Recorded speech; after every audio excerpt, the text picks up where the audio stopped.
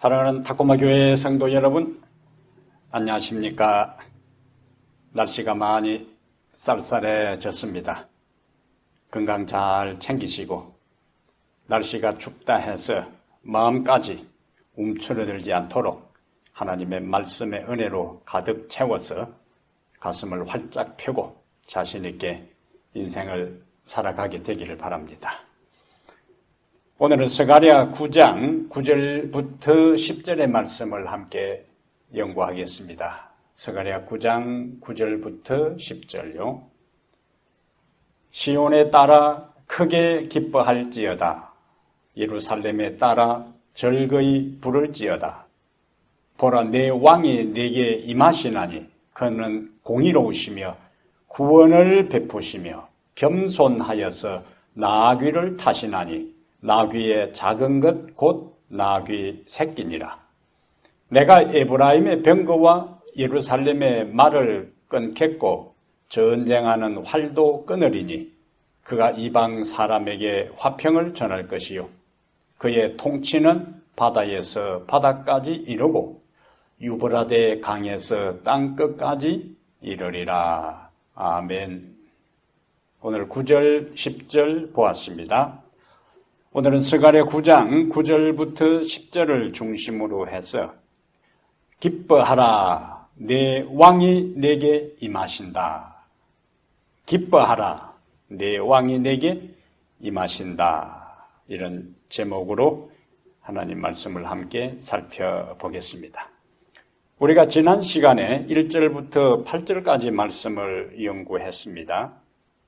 하나님께서 이스라엘 주변의 이방 민족을 심판하실 때에 누구를 심판의 도구로 사용했지요?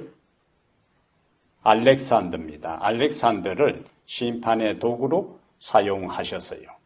그래서 블레셋과 시돈과 두로를 모두 멸망시켰지만은 하나님께서 8절에 약속하신 대로 내가 내 집을 둘러 진을 쳐서 적군을 막아 거기 왕래하지 못하게 할 것이라.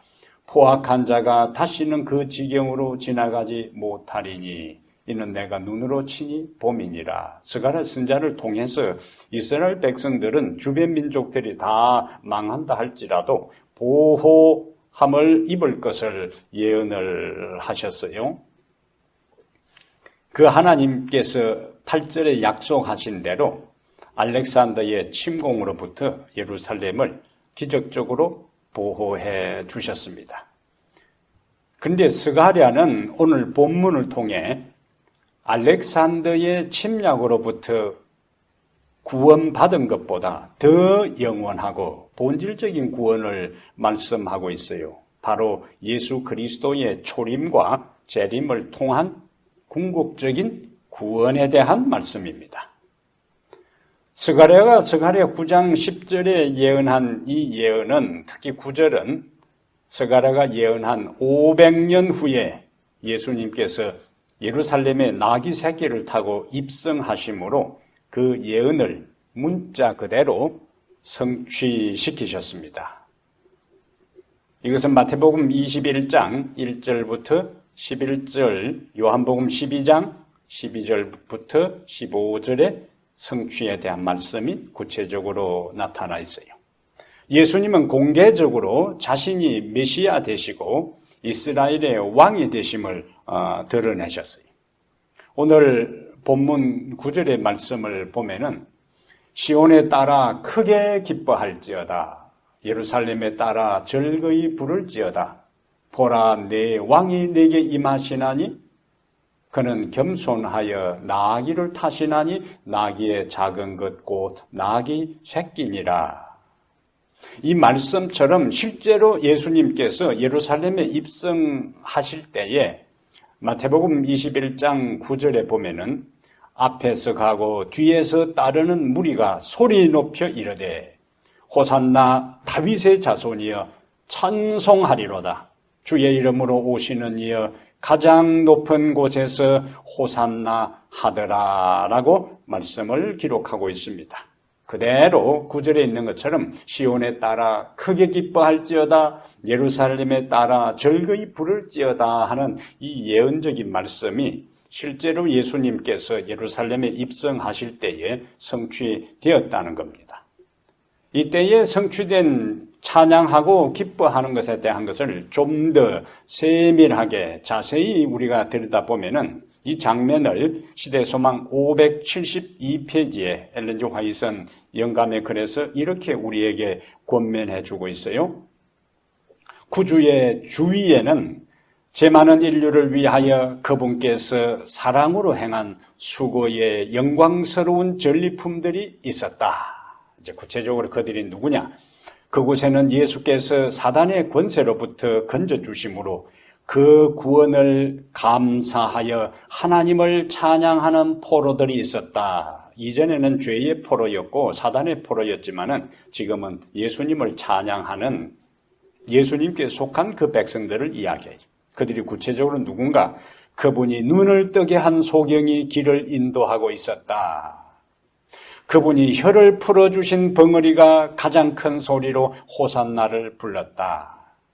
그분이 고쳐주신 절름발이가 기쁨에 넘쳐서 종려나무 가지를 꺾어서 구주 앞에서 흔들었다. 깨끗함을 받은 문둥병자들이 그들의 깨끗한 옷을 그분의 길에 펴고 영광의 왕으로서의 예수께 만세를 불렀다. 그의 몸이 무덤에서 썩고 있었던 나사로는 지금 건장한 남자의 활력으로 기뻐하며 구주께서 타신 짐승을 몰고 있었다. 시대소망 572페이지에 있는 말씀입니다. 그들은 예수님과 함께 예수님이 자신들의 삶에 행하신 놀라운 역사를 예수님이 예루살렘에 입성할 때에 함께 동행하면서 여기 스가랴 9장 9절에 있는 말씀처럼 크게 소리치고 크게 절거이 부르고 기뻐한 그러한 모습을 우리가 여기서 봅니다. 왕이 온다. 내 왕이 내게 임하시나니. 근데 왕이 온다는 소식이 항상 기쁜 소식만이 되는 것이 아닙니다. 우리가 앞에서 본 것처럼 1절부터 8절에서 이스라엘 주변 국가들을 잔인하게 정복한 알렉산더 대왕에 대한 이야기를 살펴보았습니다.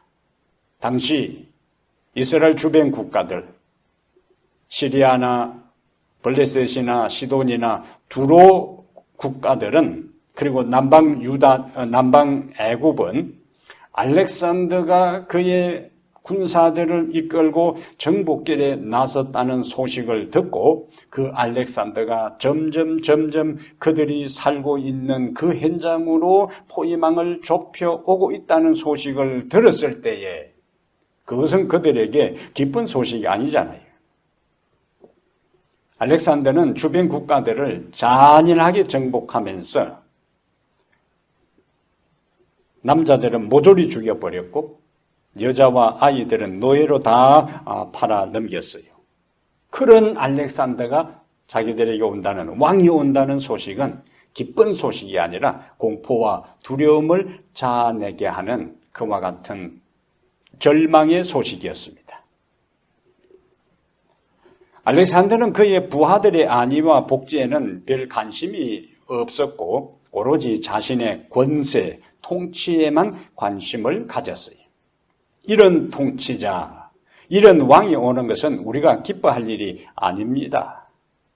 지도자를 한번 잘못 만나면 잘못 뽑게 되면은 나라가 어떻게 망가지는 것을 우리는 지금 생생하게 목격하고 있습니다.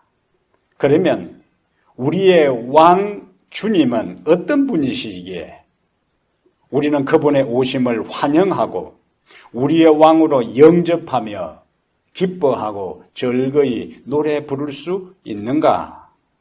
오늘 본문에는 우리의 왕 되시는 그분이 오시는 것을 이야기하고 오시는 그 왕이 어떤 분이신가 하는 것을 말씀하고 있습니다. 첫째로 우리의 왕 예수님은 모든 것을 주도하시는 분이세요. 모든 것을 주도하시는 분이시다. 예수님의 지상 생애를 보면은 그분은 자신의 생애와 환경을 주도하셨어요. 지배받지 않으시고 하늘 회의에서 정해진 노선과 때를 따라 한 단계 한 단계 전진하셨습니다. 주위 환경과 사람들의 방해와 반대가 결코 그의 구속의 계획을 막을 수가 없었습니다. 구원을 이루어가는 그의 앞을 차단할 수가 없었고 방해할 수가 없었습니다. 때가 되기 전에는 자신의 메시아됨의 정체를 드러내지 않으셨지만은 공개적으로 자신의 신분과 사명을 밝혀야 할 단계에는 또 그렇게 하셨어요. 십자가 이전에 이미 유대인들은 예수님을 성소를 파괴하고 더럽히고 안식일을 범하는 분으로 그를 죽이려고 공공연하게 계획을 세우고 체포하려고 했지만은 때가 되기 전에는 어떤 세력도 그 누구도 그에게 손끝 하나 대지 못했습니다. 심지어 예수님을 체포하기 위해서 보낸 체포조들까지도 예수님께서 여차하면은 그를 체포해서 당시 종교 지도자들에게 끌고 가려고 대기하고 있던 그들마저도 제일 앞에 앉아서 말씀 듣다가 그냥 감동을 받아서 빈손으로 돌아간 기록도 우리가 보지 않습니까?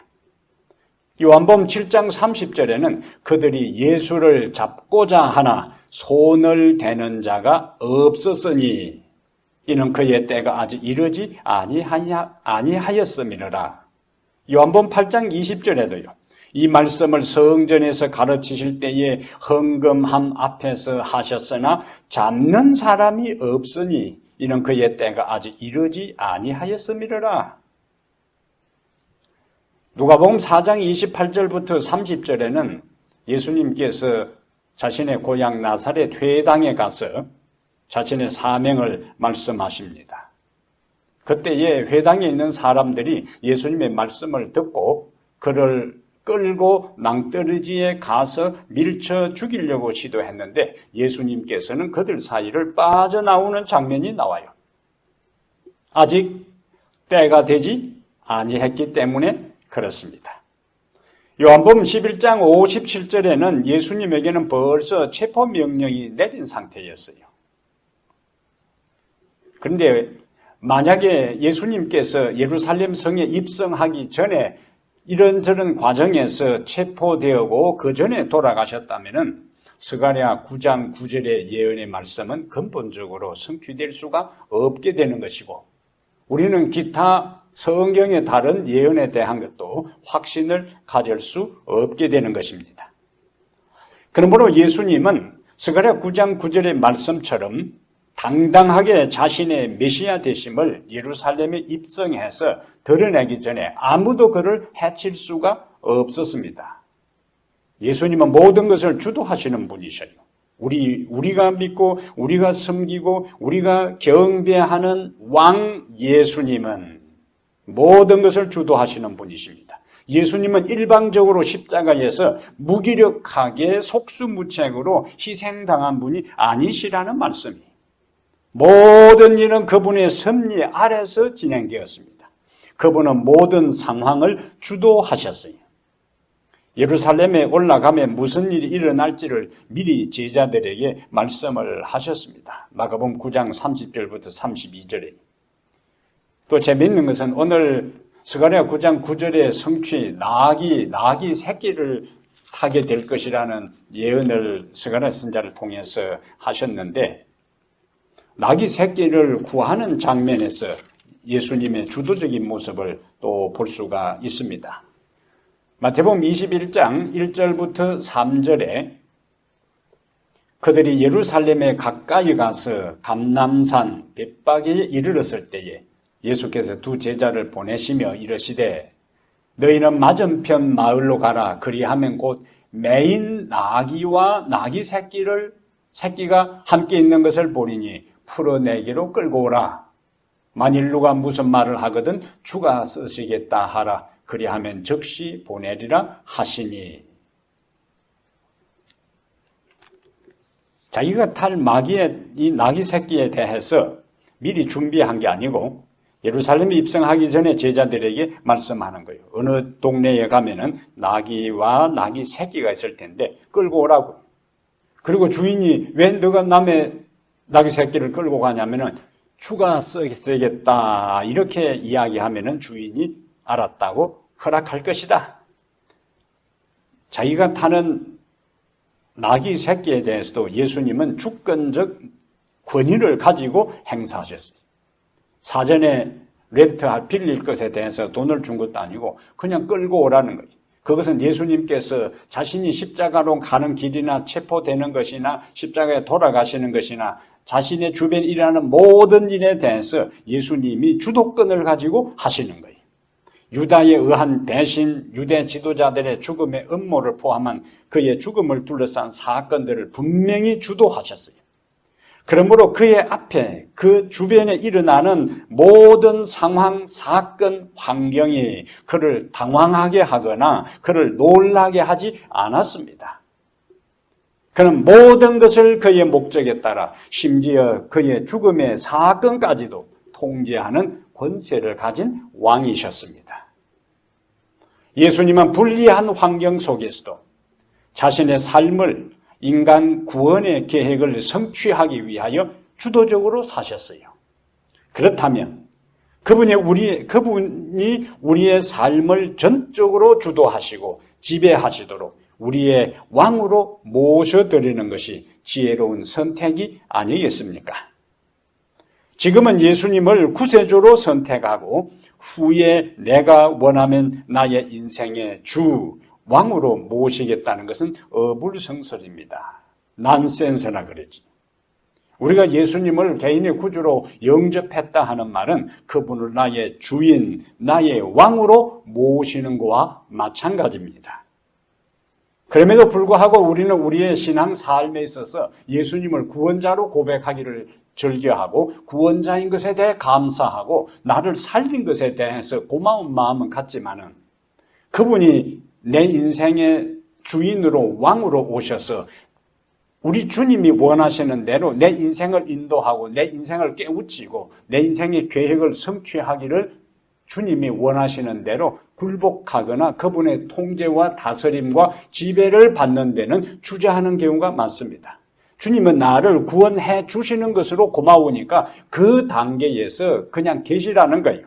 더 이상 나의 삶에 깊이 관여하지 말고 내 삶의 영역은 내가 알아서 할 테니까 하는 이러한 잘못된 판단과 생각을 가지고 인생을 살 때가 있습니다. 그러므로 오늘 우리는 주님이 모든 것을 주도하시는 분이시라면 그분이 내 인생도 주도하시도록 내 인생의 삶도 이끄시도록 내 인생의 왕이 되시도록 그분에게 내 삶의 주도권을 맡기는 그와 같은 선택이 우리에게 있게 되기를 바랍니다. 두 번째, 예수 그리스도는 어떤 왕이시기에 우리가 기뻐할 수 있고 절거히 부르며 영접할 수 있는가? 예수 그리스도는 공의로운 왕이 됩니다. 네 왕이 내게 임하시나니 그는 공의로우시며 그렇게 말씀했잖아요. 예수님은 그의 왕국에서 의로 통치하십니다. 세상의 많은 통치자들이 법을 무시하고 백성을 생각하지 않고 철저하게 자기 권력을 유지하고 욕망을 채우고자 하는 권력자들이 대부분입니다. 백성들은 가난으로 고통당하는데 자기와 가족은 호화호식하면서 생활합니다. 북한의 김정은이가 바로 그런 대표적인 것이고 개발국에 있는 독재자들이 그런 모양입니다.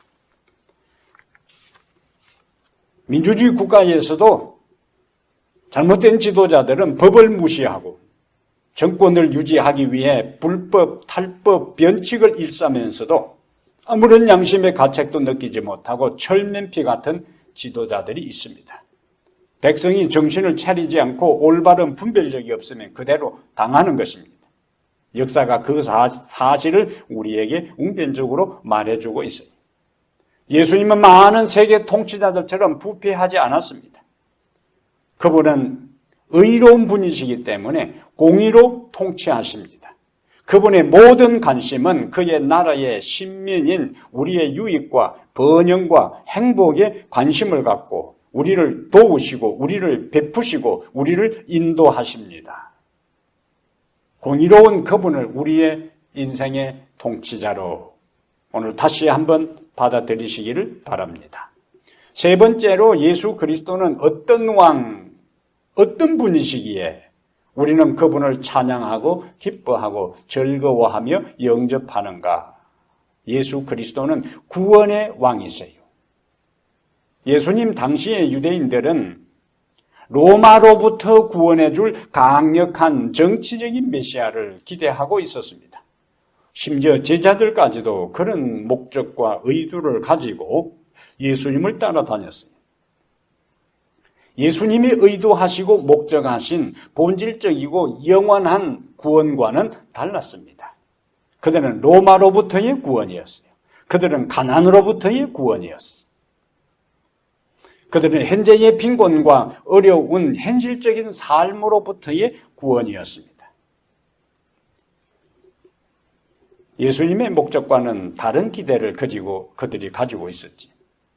그들은 백성의 죄를 위해 죽는 고난받는 종 메시아는 원하지 않았습니다.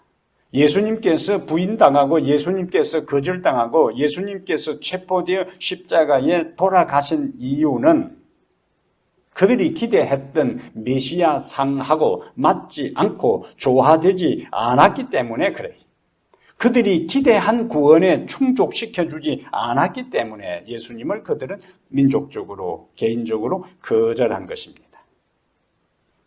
비록 예수님께서 반복하여 제자들에게 그가 죽임을 당하고 부활할 것을 말씀을 하셨지만은 제자들마저도 현세적인 구원, 로마로부터의 구원, 가난으로부터의 구원, 외세의 압제로부터의 구원에 대한 것을만을 생각하고 있었기 때문에 예수님께서 말씀하신 고난받는 종과 십자가의 죽음과 그 고난을 통과하고 부활할 것에 대한 말씀을 예수님이 부활하시고 난 다음에야 비로소 그 의미를, 그 의도를, 그 목적을 제자들이 이해할 수 있었어요. 이스라엘 백성들이 기대한 대로 이방인과 하나님의 원수들을 최종적으로 멸망시킬 일은 예수님이 초림하셨을 때 일어날 일이 아니라 그분이 재림할 때에 일어나는 일입니다. 그것이 오늘 본문의 10절이에요. 내가 에브라임의 병거와 예루살렘의 말을 끊겠고 전쟁하는 활도 끊으리니 그가 이방 사람에게 화평을 전할 것이요 그의 통치는 바다에서 바다까지 이르고 유브라데 강에서 땅끝까지 이르리라. 예수님의 재림을 통하여 최종적으로 성취될 예언이 바로 10절이라는 말씀이에요. 예수님은 죄인을 위해 돌아가시고 죄인을 구원하기 위해 초림하셨어요. 하지만 그분은 그분을 믿어 의인된 자를 하늘로 데리고 가시고 그를 믿지 않는 자를 심판하시기 위해 심판의 주로 다시 오실 것입니다. 지금 우리가 그분을 우리의 개인의 구주로 믿는다면 그분이 오실 때에 구원의 주로 기쁘게 영접할 수 있고 노래할 수 있지만 지금 그분을 영접하지 않게 될 때에 예수님이 재림하는 그때 그분은 우리에게 구원의 주가 아니라 심판의 주로서 나타날 것이고 심판의 주로서 우리가 심판주 앞에 설 때는 우리는 결코 기뻐하거나 즐거워할 수 없게 되는 것입니다. 예수님이 재림할 때 그날 그분이 우리에게 구원의 주가 될 것인지 심판의 주가 될 것인지 하는 것. 예수님이 재림하실 때 구원의 주로 우리가 기뻐하고 노래하고 찬양할 수 있는 사람으로 서게 될 것인지 아니면은 심판주 앞에서 두려워 떨고 공포에 질려서 산과 바위와 우리 위에 떨어져 어린 양의 낯에서 우리를 가리우라고 절규하는 사람이 될 것인지 하는 그 운명은 그때 결정되는 것이 아니고 지금 우리가 주님을 구원의 왕으로 모시느냐 영접하지 않느냐의 여부가 그날 나의 운명을 결정하게 되는 것입니다. 선택은 우리의 몫입니다. 이왕이면은 지금 예수 그리스도를 나의 구원의 왕으로 모셔드려서 그분이 다시 오실 때에 기뻐할지어다 즐거이 부를지어다라는 이 예언의 말씀처럼 주님이 나의 구원자로 오시는 그 현장에서 기뻐하고 찬양하고 영광 돌리는 그 무리에 속하게 되기를 축복합니다. 네 번째로 예수 그리스도는 어떤 분이시기에 우리는 기뻐하고 노래하며 그분을 영접할 수 있는가? 예수 그리스도는 겸손의 왕이십니다. 9장 전체 본문에서 두로의 교만이 나왔고 블레셋의 교만이 나왔어요. 그리고 그 블레셋과 두로를 응징하고 징계하고 하나님의 심판의 도구로 다 그들을 제거한 알렉산더의 교만과 대조적으로 이스라엘의 구원자는, 우리의 구원자 예수 그리스도는, 우리의 왕 예수 그리스도는 겸손하여 나귀 새끼를 타고 예루살렘에 오시는 모습으로 증언하고 있습니다.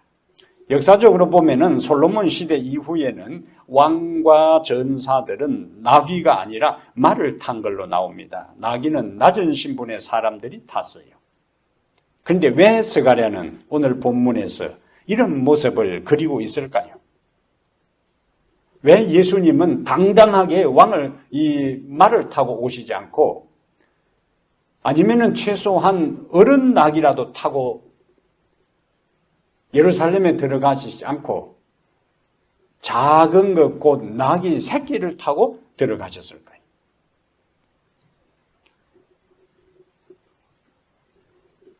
메시아로서 나귀 새끼를 탄 겸손한 주님은 그를 신뢰하는 연약하고 무력한 사람들을 구원하신다는 메시지를 오늘 본문은 우리에게 전해주고 있습니다.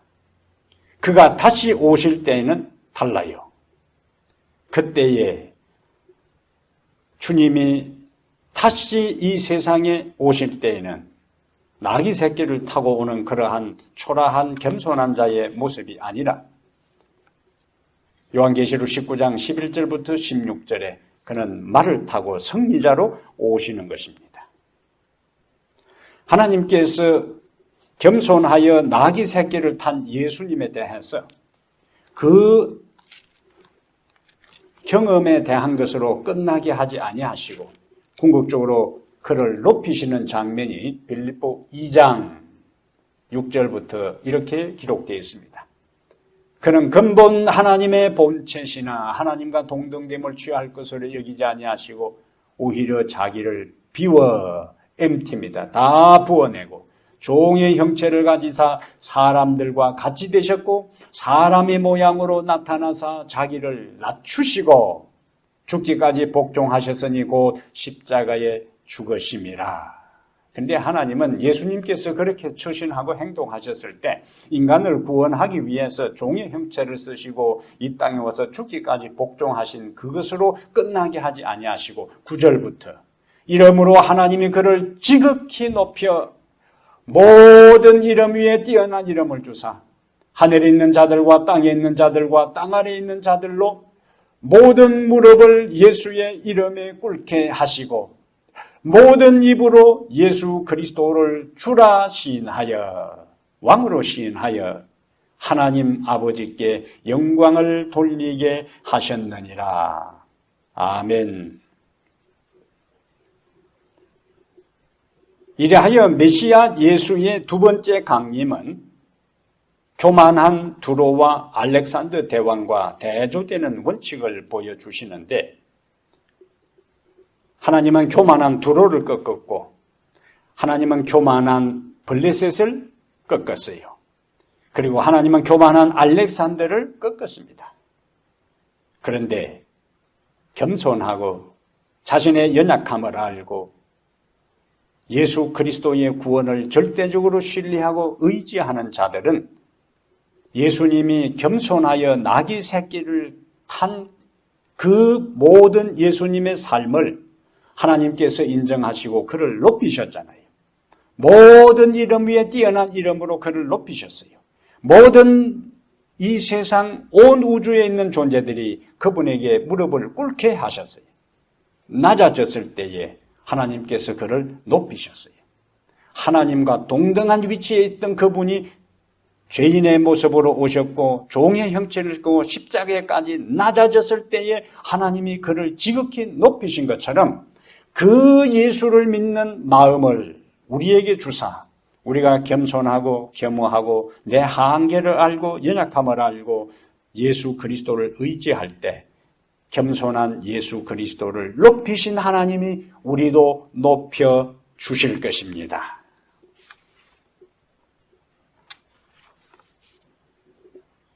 (9절은) 예수님의 초림에 대한 말씀이고 (10절은) 능력과 영광으로 온 세상을 통치하기 위해 재림하시는 예수님을 요약하고 있어요. 예수님은 이스라엘과 이스라엘의 모든 적에게서 모든 전쟁 무기를 제거할 것입니다. 10절의 말씀이요. 그리고 온 세상을 평화의 나라로 만들 것입니다. 예수 그리스도는 초림하셨을 때는 나귀 새끼를 타고 예루살렘에 들어가셨지만은 그분은 재림하실 때는 권세와 영광 중에서 이 땅에 다시 오실 것을 말씀하셨어요. 마태복음 24장 30절과 26장 64절의 말씀입니다. 그분이 초림하셨을 때는 예루살렘에 나귀 새끼를 타고 들어가셨지만 요한계시록 19장 11절부터 이제 그분이 재림할 때는 그분의 모습이 달라요. 요한계시록 19장 11절에 또 내가 하늘이 열린 것을 보니 보라 백마와 그것을 탄 자가 있으니 그 이름은 충신과 진실이라. 그가 공의로 심판하며 싸우더라. 그 눈은 불꽃 같고 그 머리에는 많은 관들이 있고 또 이름 쓴 것 하나가 있으니 자기밖에 아는 자가 없고 또 그가 피 뿌린 옷을 입었는데 그 이름은 하나님의 말씀이라 칭하더라. 하늘에 있는 군대들이 희고 깨끗한 세마포옷을 입고 백마를 타고 그를 따르더라. 이분이 누군가? 16절에 그 옷과 그 다리에 이름을 쓴 것이 있으니 만왕의 왕이요 만주의 주라 하였더라. 하나님께서 예수님을 이렇게 높이신 거예요. 나귀 새끼를 타고 오시는 것이 아니라 승리의 왕으로서 백마를 타고 왕 중의 왕 만주의 주로서 그의 모든 원수들을 제거하고 평화의 나라를 새롭게 만들기 위해서 그분은 오시는 것입니다. 그때에 이 세상의 모든 사람들은 원하든 원치 않든 간에 예수님을 볼 것입니다. 예수님을 만날 것입니다. 지금 그에게 굴복하면 구세주로서 즐겁게 그를 만날 수 있을 것이지만 지금 그를 거절하면 전능하신 하나님의 맹렬한 진노의 포도주틀을 밟게 되는 심판주로 그를 만나게 될 것입니다. 믿는 자로서 예수 그리스도가 왕이시고 그분이 통치하기 위해 오신다는 사실에 대해 그러면 우리는 어떻게 반응해야 할까요? 오시는 왕 예수님에 대한 우리의 반응은 기뻐하고 승리의 함성을 지르는 것이어야 하는 것입니다. 아마 이렇게 하면은 여러분들은 세상과 나의 삶이 이렇게 압도적인 문제, 나를 힘들게 하고 나를 고달프게 하는 어려움이 많은데 어떻게 내가 크게 기뻐할 수 있는가? 소리쳐 노래할 수 있는가? 예수님이 오시는 것은 좋은 일이지만 그것은 먼 훗날의 일이라고 말할 수 있습니다. 그런데 먼 훗날 오시는 예수님이 언제 오실지 기약이 없는 그분이 내가 어찌 지금 기뻐할 수 있겠는가? 우리는 오시는 왕을 믿음으로 바라보고 기뻐해야 합니다. 스가랴가 메시아에 대한 예언을 했지만 그 예언대로 메시아가 나귀를 타고 예루살렘에 입성하기까지는 500년이나 더 기다려야 했어요. 그러나 스가랴의 예언대로 이스라엘 백성들은 그 메시아가 오기를 기다리고 기뻐하고 소망했습니다. 예언된 그대로 예수님은 오셨고 구약의 예언을 성취시켰어요. 오실 것이라는 재림도 예언 그대로 문자 그대로 성취될 것입니다. 그러므로 우리는 기뻐해야 하는 겁니다. 왜? 우리의 왕이 우리에게 다시 오시고 계시기 때문에 그렇습니다. 그분을 왕으로 영접하게 되기를 바랍니다. 우리가 영접하는 그분은 모든 것을 주도하십니다. 그분은 공의로운 왕이세요. 그분은 우리의 구원자 왕이십니다. 그분은 겸손의 왕이십니다. 그분이 다시 오실 것입니다. 지금 기쁨으로 그분을 영접하면 그분이 다시 오실 때에 그분을 호산나 찬양하며 노래하는 무리 중에 우리도 있게 될 것입니다. 하늘에 계신 우리 하나님 아버지, 오늘도 우리에게 이 어둠의 세상과 혼란하고 힘든 인생을 살아갈 때에 말씀을 통하여 소망을 주시고 희망을 주시고 기쁨을 주시고 은혜를 주시니 감사합니다. 우리 하나님이시여, 스가랴가 이 예수님의 초림에 대한 예언을 한 지 500년이 지난 다음에 예수님이 오셨지만은 스가랴는 그때부터 이스라엘 백성들로 하여금 초림할 예수 그리스도를 기다리며 그 왕을 기다리며 기뻐하고 즐거워하며 호산나 찬양하라고 예언했던 것을 기억합니다. 예수 그리스도가 언제 오실지 모르지만은 오실 그분을 우리는 기다리며 기뻐하고 즐거워하고 소망하며 찬양하는 성도의 생애가 되게 하여 주시옵소서. 우리의 삶을 주도하시고 우리를 구원하시고 우리의 삶에 일어나는 모든 것에 대해 의로운 통치자로 왕으로서 우리의 필요를 채워주실 주님을 날마다 기억하고 소망하고 감사하며 살아가는 성도들 되게 해 주시옵소서. 우리 주 예수님 이름으로 기도하옵나이다. 아멘.